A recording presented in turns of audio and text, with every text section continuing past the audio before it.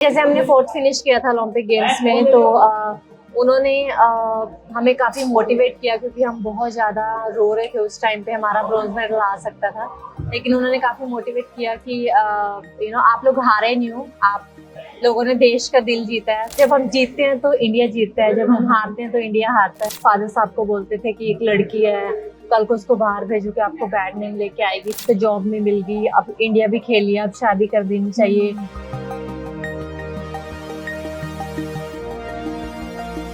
Indian hockey team को बुलंदियों की ओर ले जाने वाली रानी रामपाल जी समय मेरे साथ मौजूद हैं, जो कि इंडियन हॉकी टीम की एक्स कैप्टन रह चुकी हैं। मैम, स्वागत है आपका जी न्यूज़ पर। Thank you.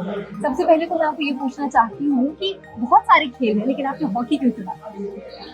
जी, मैं जिस सिटी से बिलोंग करती हूँ, शाहबाद मारकंडा से, वहाँ पे एक हॉकी गेम थी। और अगर आपने देखा हो कि वहाँ पे वुमेन्स हॉकी की सबसे फेमस हॉकी अकेडमी रही है, जहाँ से मोर देन 70 गर्ल्स जो है वो इंडिया को रिप्रेजेंट कर चुकी है अभी तक। सो वहाँ पे कोई और स्पोर्ट्स नहीं था, एंड जो था हॉकी वो इतना ज़्यादा अच्छा था कि वहाँ से इतनी सारी लड़कियां स्पोर्ट्स के लिए निकली, हॉकी के लिए। सो मुझे लगा कि मुझे भी हॉकी खेलनी चाहिए। और आपको पता नहीं था कि आप इतने बड़े स्टार बन जाओगे हॉकी के? बिल्कुल, जब आप शुरू करते हो तब तो आप ये सब चीजें नहीं सोचते, आप सिर्फ एक शौक से शुरू करते हो कि आपको अच्छा लगता है खेलना।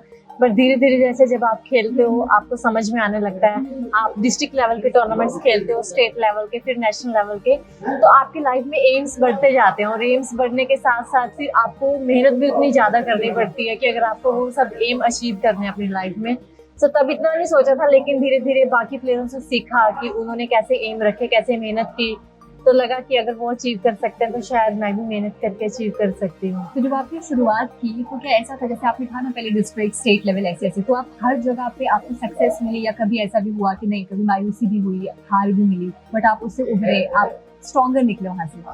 एक्चुअली हमारी जो अकेडमी थी वो इंडिया में सबसे बेस्ट अकेडमी थी, तो हम जहाँ भी जिस टूर्नामेंट में जाते थे तो हमारी जो भी अकेडमी की टीम होती थी वो हमेशा ही विनर रही है हर टूर्नामेंट में। तो हमें ये रहता था कि हमें हर टूर्नामेंट में अच्छा खेलना है और एक डोमिनेट परफॉर्मेंस हमारी रहनी चाहिए।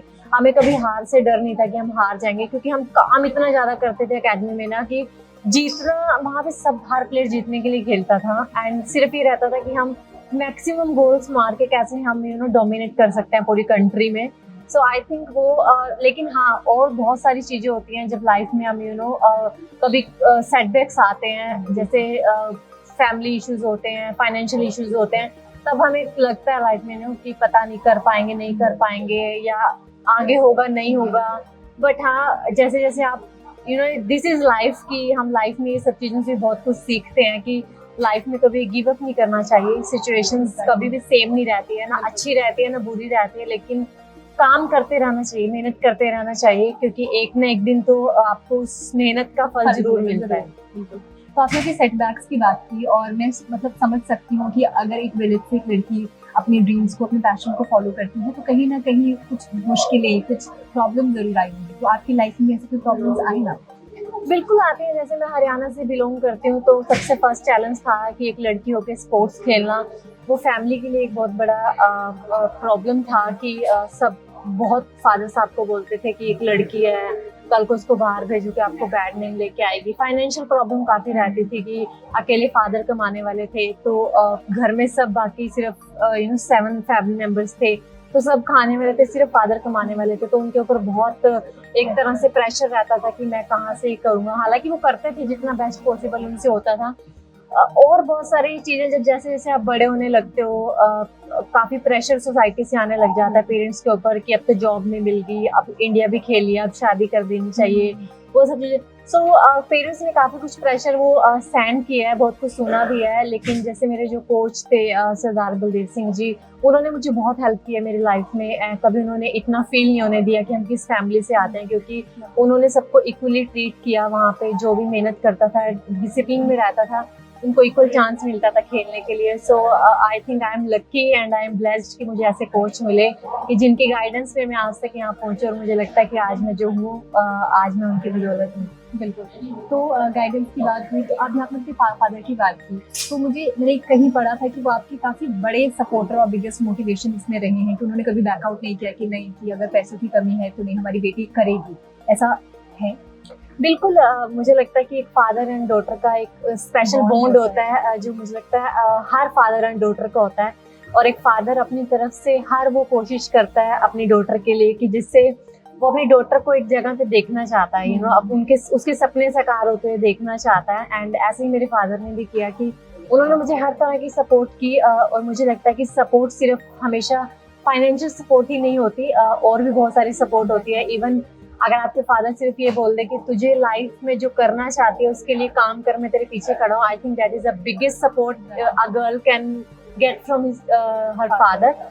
सो मेरे लिए भी वही था, जहाँ कहीं भी मुझे लेग पुलिंग या और बहुत सारी चीजें करने की कोशिश की, लेकिन मेरे फादर ने हमेशा ही बोला कि तू जब तक खेलना है फ्री माइंड होकर खेलना है और मैं हमेशा तेरे पीछे खड़ा हूँ। So I think is my biggest support. How lovely is that. और अभी आई थिंक सबसे ज्यादा प्राउड वो ही होंगे कि आज मेरी बेटी ने कर दिखाया, कहाँ पहुंच गई मेरी बेटी। बिल्कुल मैं जब भी मैं लाइफ में कुछ भी अचीव करती हूँ हमेशा वो रोना आ जाता है उनको, बट वो खुशी के आंसू होते हैं क्योंकि उन्होंने मेरा बचपन देखा है, मेरे को बड़े होते हुए देखा है, मेरा स्ट्रगल देखा है। सो उनको लगता है कि यार मेरी बेटी ने कहाँ से शुरू किया था और आज कहाँ पे है।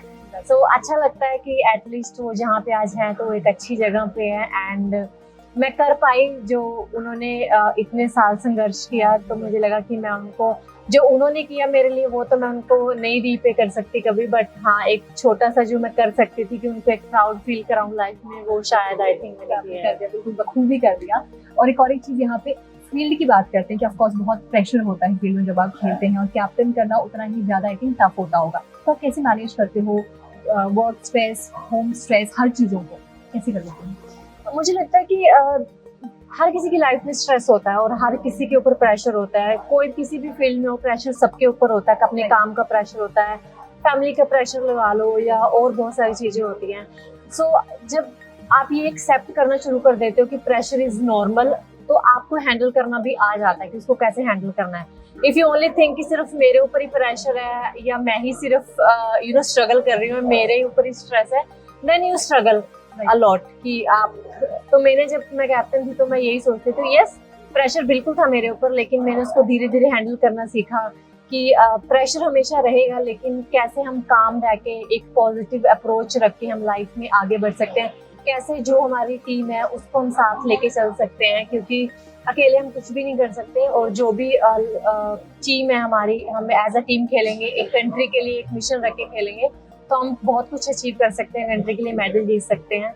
तो मेरा यही मिशन था कि मैं सबको साथ में रखूं, साथ में लेके चलूं। एंड प्रेशर हमेशा रहता है, लेकिन आपको डील करना आना चाहिए। तो जब हम कैंप्स में भी आते हैं तो हम अलग अलग स्टेट से आते हैं सब लड़कियां, कोई झारखंड, उड़ीसा, पंजाब, आंध्रा, मुंबई, बट वहाँ पे हम सब एक तिरंगा के लिए खेलते हैं एक। लेकिन अच्छा ये लगता है कि हम डिफरेंट कल्चर से आते हैं, फिर भी हम साथ में, हम सबको ये पता है कि हम किस चीज के लिए यहाँ पे आए हैं, एंड हम एक दूसरे को एक्सेप्ट करते हैं, क्योंकि सबका कल्चर डिफरेंट है, सबका लैंग्वेज डिफरेंट है, लेकिन वहाँ पे आके सबकी एक कॉमन लैंग्वेज होती है जिसमें हम बात करते हैं। जैसे हिंदी होगी कि हम सबको हिंदी में बात करना है ताकि हम एक दूसरे को अच्छे से अंडरस्टैंड कर पाए, एंड हम एक दूसरे के साथ अपनी लैंग्वेज में बात ना करें ताकि कोई मिसअंडरस्टैंडिंग तीसरे पर्सन के लिए क्रिएट ना हो। तो जैसे बोलते हैं ना कि बहुत सारी मैनरिज्म लगा लो, या बहुत सारी चीजें जो हम टीम स्पोर्ट में सीखते हैं कि हमें कैसे एक दूसरे के लिए बहुत सारी चीजें सेक्रीफाइस करनी पड़ती हैं, कैसे एक दूसरे को अंडरस्टैंड करना पड़ता है। It's not only about you always, it's about team की टीम को क्या चाहिए। आज जब हम कंट्री के लिए सोचते हैं, देन रियलाइज कि हम यहाँ पे हमें इंडिया को रिप्रेजेंट कर रहे हैं, नॉट की हरियाणा, पंजाब, उड़ीसा को। तो वो चीजें अच्छी लगती है, क्योंकि जब हम जीतते हैं तो इंडिया जीतता है, जब हम हारते हैं तो इंडिया हारता है। क्योंकि ओलंपिक्स के बाद आप पीएम मोदी से मिली थी, तो कुछ हमें उस टाइम पे बताइए कि पीएम मोदी ने आपको कुछ क्या बताया, कांग्रेचुलेट ऑफ कोर्स किया फॉर योर परफॉर्मेंस, बट कुछ ऐसे इनसाइड चीजें जो आपको पीएम मोदी ने बताई हैं? आई थिंक जैसे हमने 4th फिनिश किया था ओलंपिक गेम्स में, तो उन्होंने हमें काफी मोटिवेट किया, क्योंकि हम बहुत ज्यादा रो रहे थे उस टाइम पे, हमारा ब्रॉन्ज मेडल आ सकता था, लेकिन उन्होंने काफी मोटिवेट किया कि आप लोग हारे नहीं हो, आप लोगों ने देश का दिल जीता है। तो आई थिंक उस चीज ने काफी मोटिवेट किया कि आप लोगों ने उन सब लड़कियों को इंस्पायर किया जो देश में हॉकी खेलना चाहती हैं। सो हमें आप जैसी लड़कियां चाहिए जो और भी लड़कियों को इंस्पायर करें।